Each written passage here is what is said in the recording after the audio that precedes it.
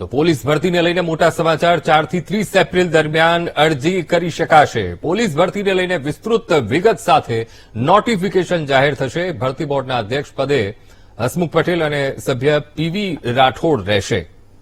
તો પોલીસ ભરતીને લઈને આ મહત્વપૂર્ણ સમાચાર।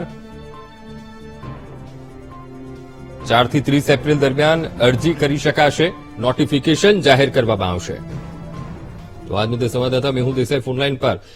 મેહુલ, પોલીસ ભરતીને લઈને આ ખૂબ જ મહત્વપૂર્ણ સમાચાર। 4 થી 30 એપ્રિલ દરમિયાન અરજી કરી શકાશે અને વિસ્તૃત વિગત સાથે નોટિફિકેશન પણ જાહેર થશે। મેહુલ, બિલકુલ શ્રી અંકુર, વાત કરવામાં આવે તો પોલીસની અલગ અલગ કેટેગરીની જે ભરતી છે તેને લઈને નોટિફિકેશન જાહેર કરી દેવામાં આવ્યું છે। ગુજરાત પોલીસ ભરતી બોર્ડ દ્વારા આ બોર્ડ જે છે તેની અંદર અધ્યક્ષ તરીકે હસમુખ પટેલ તો જે સભ્ય તરીકે પીવી રાઠોડ જે છે તે રહેશે।